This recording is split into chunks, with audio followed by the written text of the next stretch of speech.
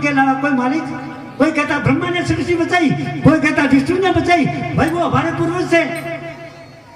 अगर उन्होंने इस सृष्टि को बनाया और बनाया, आप ही तो उनकी औलाद है छोटी, आप ही बना के देख लो। देखे जब हमसे नहीं बढ़ती तो वो उनसे भी नहीं बढ़ी गई है। दूसरी ताकत भगवान जिसको कहते हो वो इंसान है, और वो इंसान भगवान बढ़कर बैठ गया कहाँ? माँ 84 पर, जिसको आप स्वर्ग नरक कहते हो, जहाँ करने की सजा भुगताई जाती है। वहाँ मालिक का घर बता रहे हो, मालिक का कोई रंग रूप नहीं, जिसका रंग रूप नहीं उसका कोई निजी घर नहीं हो सकता, फिर वो घर किसका? ये है मामला। अगर अपनी औलाद को बचाना चाहते हो और विश्व को बचाना चाहते हो तो इन चोरों की चोरी को दुनिया में जाहिर कर दो, वरना हम 100 साल से कूक रहे साहब। अगर ये सरकार जो आज दिल्ली में राजस्थान में बैठी है, अगर हमारी होती, वोट हमारे से लेते हैं, लेकिन अगर ये हमारी सरकार होती तो हमने ज्ञापन दे दे के हमारा दिमाग खराब हो। सृष्टि को बढ़ाने वाला जड़ है, जड़ निरंतर है, जड़ सबका बीज है और जड़ परमेश्वर है। इसीलिए आज कह रहे हैं जड़ है तो कल है। साधु श्री अनूप स्वामी जी महाराज के चरणों में नतमस्तक। और हमारे बीच झारखंड से बना हुए पत्रकार शुक्रिया अदा करना चाहूंगा कि आज कितना दूर से यहाँ पधारे, कि जहाँ बुढ़ियों से युद्ध लड़ रहे हैं झारखंड में। जब हमको पता लगा कि बुढ़ियों के खिलाफ बुढ़ियों ने झारखंड वासियों के उस पूरे पहाड़ पर, तो धार्मिक पहाड़ का उसमें कब्जा कर दिया, इसलिए वहां जब ये हंगामा हुआ तो हमें तकलीफ हुई, क्योंकि वो हमारे भाई है, झारखंड वासी आदिवासी है। और इस पृथ्वी, पहाड़, नदी, नाले और सबका अधिकार आदिवासी का है, इस पर सरकार का कोई अधिकार नहीं।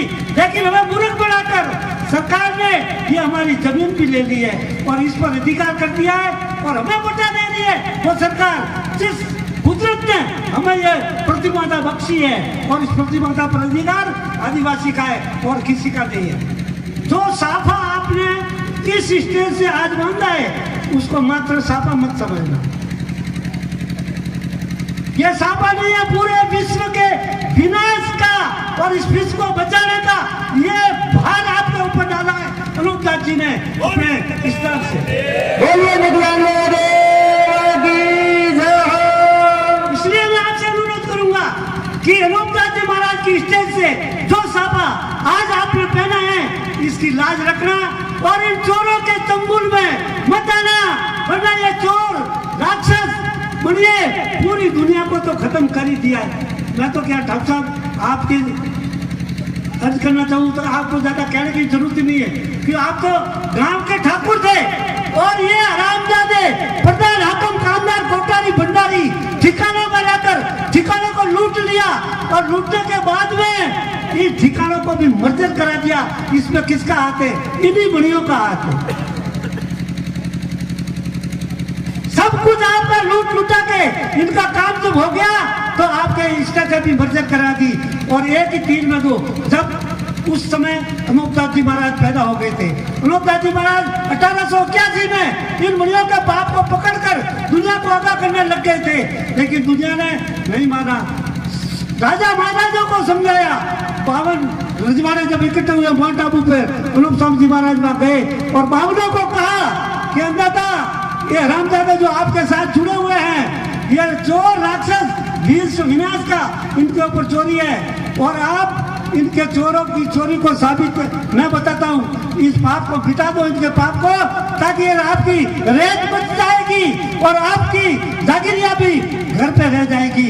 वरना दीवाना क्या कहा कि अनूप दास जी महाराज को तो समीपात हो गया है, अनूप दास जी महाराज को वहम हो गया है। ये किसने कहा? राजा महाराजाओं ने कहा। तब अनूप दास जी महाराज ने खूब समझाया, नहीं माने।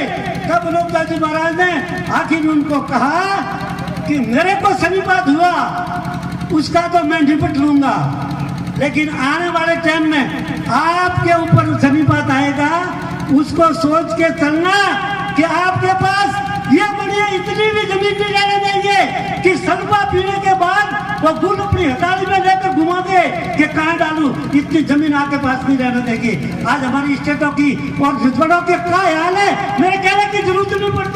आप सब देख रहे हो। और फिर भी आज हम सब कहां भाग रहे हैं? कहीं ना कहीं राजनीति में भाग रहे हैं। हर आदमी राजनीति में भाग रहा है, हर समाज का अग्रसर हर समाज को राजनीति में घसीट रहा है। अरे बंधुओं, जरा सोचो भाई, ये जितनी भी पार्टियां हैं, मैं किसी विशेष पार्टी की बात नहीं करता हूं, समस्त पार्टियां जितनी भी है वो सब बुढ़ियों के गिरवी है।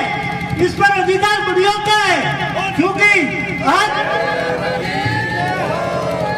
आप हमारे से वोट लेकर आप जीत के भी चले जाओगे, लेकिन जब जयपुर में जाओगे या दिल्ली में जाओगे तो उस वक्त में ये बढ़िया, अगर इनके कहने अनुसार नहीं चलोगे तो आपकी कभी भी पार्टी की जीत नहीं होने देंगे और आपको उठा के गिरा देंगे, क्योंकि चाबी इनके पास है। पूरी तंत्र को चलाने के लिए पैसा इनके पास है। आज पूरे विश्व को चलाने के लिए 4 तंत्र काम कर रहे हैं। कितना? 4 तंत्र। पहला तंत्र है राजनीति।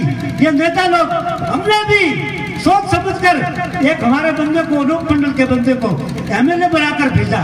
मैंने कहा ये आगे जाएगा तो हमारी बात, अनूप मंडल की बात को रखेगा, लेकिन वो आगे गया। लेकिन वहां जाने के बाद जब वापस आया, हमने पूछा क्या बात हुई भाई? अरे भरोगे मेरे मालिक, नहीं बोल सकते क्या? हम मिलने गए भैरू सिंह जी से, तो भैरू सिंह जी के पास बढ़िया बैठे थे, तो भैरू सिंह जी ने कहा थोड़ा चुप रहो, अरे मेरे को मुरवाओगे आप। इतना भय है इन चोरों का, जो प्रधान नौकर थे, रजवाड़ों के नौकर थे, जो आज राजा बन बैठे और हमको तो भिखारी कर दिया। हम जाकर उनके पास जा रहे हैं कि हमको भी टिकट दो साहब, हमको भी टिकट दो साहब। हर समाज का व्यक्ति समाज का पावर दिखाता है। किसने दिखाता है? अपनी राजनीति सेकने के लिए। पावर तो समाज का दिखाता है और आगे जाकर वो फिर समाज का पावर दिखाने के बाद हाई कमान के पास जाता है कि मुझे टिकट दो साहब, मैं फलानी समाज से हूं। अरे भाइयों, तुम क्यों इन गुंडों के और इन चोरों के पीछे भाग रहे हो? आप अपना संगठन खड़ा कर दीजिए। इनको गरज होगी तो अपने आप आएंगे तलवे चाटते हुए कि हम आपको आगे लाते हैं, बोलो आप हमारे साथ रहो। लेकिन ये 4 तंत्र को पूरे विश्व को चला रहे। राजनीति नंबर फर्स्ट। जितने नेता सब बुढ़ियों के गुलाम, आप देख रहे हो, मेरे कहने की आवश्यकता भी नहीं है, सब देख रहे हैं आप, और सब जानते हैं कि हम सब कहीं ना कहीं पूंजीपतियों के गुलाम हैं। तो राजनेता टोटली बुढ़ियों के गुलाम। दूसरा तंत्र आया प्रशासनिक राजनेताओं के अंदर में, तो वो भी बुढ़ियों के अंदर में हुआ। तीसरा तंत्र आया जुडिशरी। आज जुडिशरी में सरकारी आंकड़ा बताऊंगा आपको, पूरे हाई कोर्ट और बड़ी बड़ी कोर्टों के जज 92% सारे बढ़िया और ब्राह्मण हैं। 92%। और जितने राजनीतिक महकमे हैं, जितने महकमों में जितने सरकारी कर्मचारी है, उनमें 97% बढ़िया और ब्राह्मण है, दूसरा नहीं है। आप सरकारी आंकड़ा देख लो, ठीक है। तीसरा तंत्र जुडिशरी, तो वो इतना % वो है तो हमारी बात वो भी नहीं सुनेगी। चौथा तंत्र आ गया मीडिया, और मीडिया भी इन बढ़ियों के कब्जे में है। ये तीर-चोर है मीडिया। ये चारों तंत्र इस तंत्र को चला रहे हैं, और चारों के ये चार ही भाइयों का एक खाटला है, और उस खाटले के ऊपर पूंजीपति जैन लोग बैठे हैं, वो ऐश कर रहे हैं। अब मैं इनकी पूरी चोरी आपके सामने रखता हूँ। मैं नहीं कहता हूँ यार की किताब को मत मानो आप। आज दुनिया क्या कह रही है? ये जितना ग्रंथ अपना धार्मिक है वो क्या कह रहे हैं? गुरु पुराण अपने को एक घर पहुँचाता है। जब कोई की मौत होती है तो गुरु पुराण पढ़ते हैं। कोई बेहतर की नदी आती है, उसमें से गाय को दान करोगे तो दूसरा पक्षी के पास निकल जाओगे और आगे जाओगे, कहाँ जाओगे? वो गुरु पुराण किस घर पहुँचाता है? वो कोई गुप्त घर है जिसको गुरु जी ने इशारा किया है कि ऐसा घर है, वो गुरु पुराण बताता है। और जिसमें 84 लाख कुंडियों का हाल लिखा हुआ है, 84 लाख कुंड बने हुए हैं, जहाँ करने की सजा भुगताई जाती है, वो मालिक का घर बनाया बताया गया है अपने को इन वेद शास्त्रों के मार्फत से और हमारे लोगों के कहने के मार्फत से भी दूसरा एक घर साबित हो रहा है। अब सोचना अपने को ये है, अपने को बताया गया कि वो मालिक का घर है। अब सोचना समझना ये कि मालिक कैसा है, मालिक कौन है? इस पृथ्वी की सृष्टि को बनाने वाला, इस रचना को, पूरी कायनात को बनाने वाला इस तो मालिक है। और वो मालिक कौन है? जो इसको चला रहा है, इसको चलायमान कर रहा है। और वो कौन है? जल, अग्नि और पवन। ये तीन ही है, कहीं दूर जाने की जरूरत नहीं है। प्रत्यक्ष आप अपने पास अपना मैं देख लो कि आपके अंदर ये तीनों काम कर रहे हैं, जल, अग्नि और पवन। तभी तो आप जीवित हो। ये खिमजी यहाँ बोल रहा है धड़ाके बंद, और तीनों में से एक ने काम करना बंद कर दिया तो दाड़ करके भी नीचे गिर जाए। तो दूसरा मालिक कौन है? सामने दिख रहा है। जल, अग्नि और पवन के अलावा कोई मालिक? कोई कहता ब्रह्मा ने सृष्टि बचाई, कोई कहता विष्णु ने बचाई। भाई वो हमारे पूर्वज थे। अगर उन्होंने इस सृष्टि को बनाया और बनाया, आप ही तो उनकी औलाद है छोटी, आप ही बना के देख लो, देखे जब हमसे नहीं बढ़ती तो वो उनसे भी नहीं बढ़ी गई है। सृष्टि को बनाने वाला जल है, जल ही निरंतर है, जल ही सबका बीज है और जल ही परमेश्वर है। इसीलिए आज कह रहे हैं जल है तो कल है, जल है तो कल है, और जल ही सर्वस्व है। तब हरिचंद जी महाराज ने कहा कि जल की उत्पत्ति देख लो, पृथ्वी, प्रजा और रुख। जल की उत्पत्ति देख लो, पृथ्वी, प्रजा और रुख। जो पृथ्वी जल नहीं पिए तो सभी जावे कोई नहीं रहे। अब जल की कमी क्यों हुई? तब मनोजा जी महाराज ने इनकी दूसरी ताकत का जिक्र किया कि जिस घर को हम स्वर्ग नरक और मालिक का घर समझ बैठे, वो इन हरामजादे राक्षस बुढ़ियों के पाप करने की जगह है। वहां 84 लाख दीवादी उनको आहुति लगती है, उनको सजा दी जाती है, उनको कल्पाया जाता है, और उससे ये पृथ्वी माता बीमार होती है। क्योंकि हमारा तार, हर जीव का तार पृथ्वी माता से जुड़ा हुआ है इस श्वासा के जरिए। गर्भ में बच्चा होता है, इसका तार किससे जुड़ा है? माँ से जुड़ा है, और माँ के श्वासा से इसका श्वासा चलता है। जो जन्म हो जाता है तो जन्म होते ही माँ का कनेक्शन कट जाता है और इस माँ का कनेक्शन जुड़ जाता है इसी श्वासा के जरिए से। तो पेट में, गर्भ में बच्चा होता है, उसके बीमारी होती है तो माँ को लगती है कि नहीं लगती? और माँ को बीमारी होती है वो बच्चे को लगेगी। तो बंदो, ये जितनी बीमारियां हमारे इंसान में या प्राणी मात्र में जितनी बीमारियां आ रही है, चल रही है, ये सारी की सारी इस माँ पृथ्वी को लगी हुई है। ये पृथ्वी जिंदा जीव है। बोलो भगवान देव की जय। मरी हुई नहीं है, ये जिंदा जीव है। अगर ये जिंदी नहीं होती तो इसके अंदर खेती भी नहीं होती और दस्तक भी नहीं उगती, सूख के खाक हो जाते। लेकिन ये जिंदा जीव है। अब जब पानी तब कहा है कि भक्ति से क्या होता है, पृथ्वी माता का हमारे शरीर का पता लगता है भाई, कि जो कला इस शरीर में हो रही है वो की वो कला माँ पृथ्वी के शरीर में भी हो रही है। तो हमारे बीमारी लगती है, तो बीमारी लगती है, लगते ही पहले खुराक बंद हो जाती है। होती है कि नहीं होती है? होती है। हमारी बीमारी लगते ही खुराक बंद हो जाती है। जो जो बीमारी बढ़ती है त्यों त्यों खुराक कम होती जाएगी, तो जो खुराक कम होती जाएगी तो ये शरीर कमजोर होना शुरू हो जाएगा।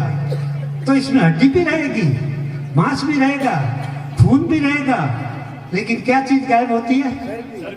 चर्बी गायब हो जाती है। चर्बी।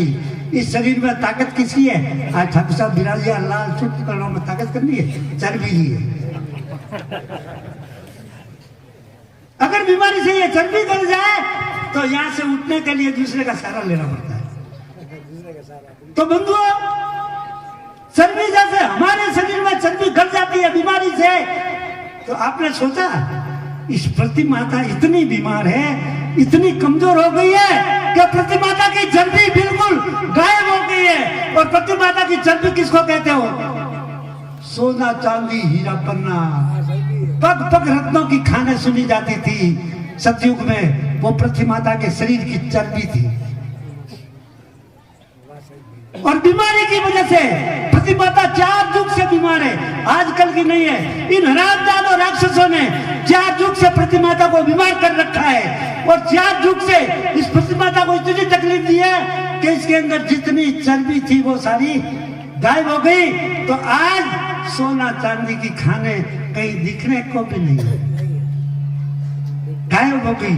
बाकी खाना सोना चांदी कोई जानवर थोड़ा ही था जो उड़ के कहीं दूसरी जगह चला गया, ये आदमी थोड़ा ही था जो उठ के दूसरी जगह चला गया।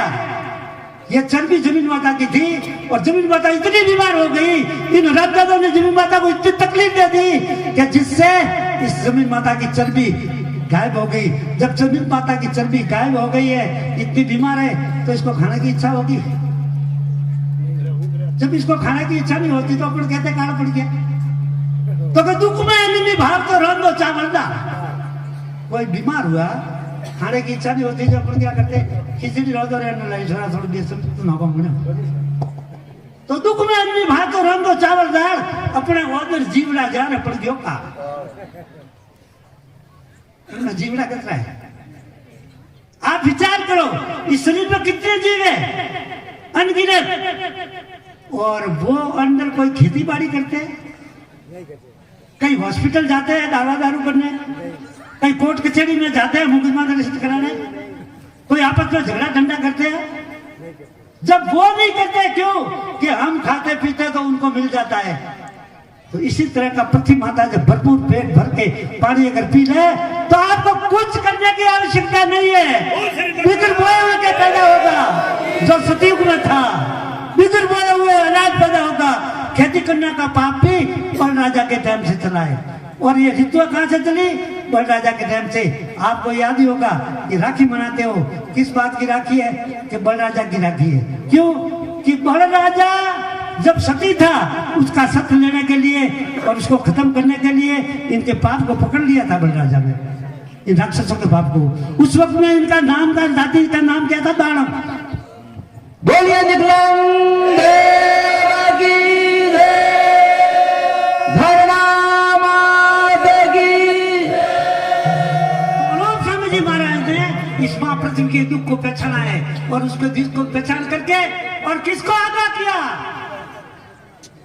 आप देवकुल हो। इस सृष्टि में देवता कौन है? पहला परमेश्वर तो जल है, जल गण और पवन, ये तीनों ही है इस सृष्टि को बनाने वाले और इसको चलाने वाले। और दूसरा भगवान जिसको कहते हो वो ये इंसान है। दूसरी ताकत भगवान जिसको कहते हो वो इंसान है और वो इंसान भगवान बनकर बैठ गया कहाँ? माँ 84 पर, जिसको आप स्वर्ग नरक कहते हो, जहाँ करने की सजा भुगताई जाती है। वहाँ मालिक का घर बता रहे हो, मालिक का कोई रंग रूप नहीं, जिसका रंग रूप नहीं उसका कोई निजी घर नहीं हो सकता। फिर वो घर किसका? इन राक्षसों के पाप करने की जगह है वो। वहां इनकी जाति के इस भारत से उठकर उसके बाद दरिया के पार पाप करने के लिए भेजा है। बाल बच्चों सहित इनकी औलाद माँ जो पैदा होती है वो अपनी औलाद जो खेती बाड़ी और बंदगी सीखती है, वैसे उनकी औलाद ये पाप करने सीखती है। इसलिए इन बड़ियों के घर में पीढ़ी दर पीढ़ी 1 लाख साल से ये पाप इनके घर में चल रहा है। कितने? 1 लाख साल से। और 1 लाख साल से हमारी पीढ़ी खत्म हो रही है, हमारी औलाद खत्म हो रही है। हमको कोई विश्वास है कि अभी तो जोर जोर से रात को तो बोलता था, सुबह तो सुनोगे तो खिम सिंह को तो ले गए। कोई पता नहीं कि किस वक्त में हमको उठा के फेंक देंगे। ये मैं ज्यादा बोलता था तो मेरे ऊपर दावा फेंका इन्होंने खतरनाक कि इसको तोड़ो, तो मेरा पूरा पेट चिरा दिया। और पेट चिराकर अंदर ब्लैडर होता है पेशाब का, उसमें कैंसर पैदा किया। वहां कहां से आ गया? सोचने की बात है, बड़ी विचारणीय बात है। तो जब मैंने डॉक्टर को कहा, डॉक्टर ने कहा कि इसका इलाज, माकूल इलाज क्या है? वरना ये अंदर फूट गया तो मैं तो मर जाऊंगा। तो कि इसका इलाज है ब्लेडर को बाहर निकाल के फेंक दो। तो मैंने कहा फेंक दो। तो पीट चीर के ब्लेडर को निकाल के फेंक दिया। ये साइड में थैली लगा दी और ये साइड में पाइप लगा दी। फिर भी चोरों की चोरी को पूरे विश्व में तन मन धन और पूरे जोश के साथ चोरी को साबित करेंगे और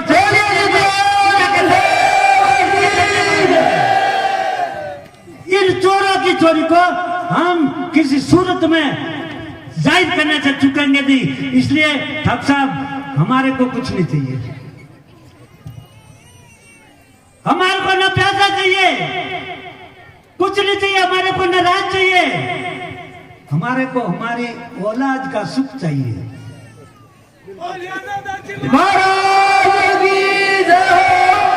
इंसान को सबसे प्यारी क्या चीज होती है? अपनी औलाद प्यारी होती है। हम इतना सब कुछ क्यों कर रहे हैं? हमारी औलाद के लिए। हमको पता है 50, 60 या 70 वर्ष में तो अपन तो ठेठ निकल जाएंगे, लेकिन फिर भी दौड़ भाग कर रहे रात और दिन। क्यों? कोई कह भागे रहे मरी की दौड़ रही हो फालतू। अरे क्या मैं तो दक दिन लोगों भोगी रहा भाई, सो रहा था हो रहा भाई। कह तो जो कुछ अपन कर रहे हैं हमारी औलाद के लिए कर रहे हैं। और औलाद का हमें पता है कि हमारी औलाद हमारे से हम जिंदा रहेंगे तब तक जिंदी रहेगी, वो विश्वास है। कोई गारंटी नहीं है। इसलिए ठग साहब अगर औलाद को बचाना चाहते हो तो आज हमारे भी भाग्य है और आपके भी भाग्य है कि इतनी बड़ी बात विश्व की चोरी जो साबित आपके सामने आज अलोक मंडल के स्टेज पर हो रही है, और इस चोरी को साबित हो करके इसको पहचान के अनूपदास जी महाराज की जगत हितकारिणी किताब अगर पढ़ोगे तो अनूपदास जी महाराज आपको समझा रहे हैं और इनसे रूबरू बात करोगे तब आपको पूरी विश्व का नक्शा आपके नजरों के सामने अनूपदास जी महाराज बता देंगे इस किताब के जरिए कि ये है मामला। अगर अपनी औलाद को बचाना चाहते हो और विश्व को बचाना चाहते हो तो इन चोरों की चोरी को दुनिया में जाहिर कर दो, वरना हम 100 साल से कूक रहे साहब।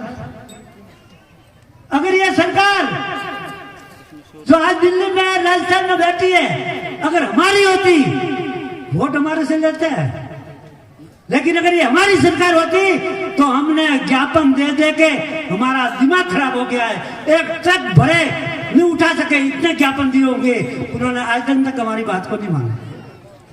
और कई नेता लोग हमारे बीच आए आश्वासन दे के जाते हैं, लेकिन आगे जाकर बढ़िया ये सामने जाकर उनका चेहरा देख के फीके पड़ जाते हैं। इतना डर है हमारे को इन चोरों से। और चोरों से डर किस बात का साहब? अपन तो साहूकार है, साहूकारों को चोरों का क्या भय है? इसलिए मैं विशेष करके आपसे पुनः आग्रह करूंगा कि जो आज हमारे इन कर्मठ बंधुओं ने आपके सिर पे जो आज भार डाला है, मैं समझता हूँ आने वाले 12 महीने में पुनः मैं आपसे करवत विनती करूंगा कि इस भार का कितना असर आपके होता है हम देखना चाहेंगे। बोलो नंदा जी, बोलो नंदा जी महाराज की।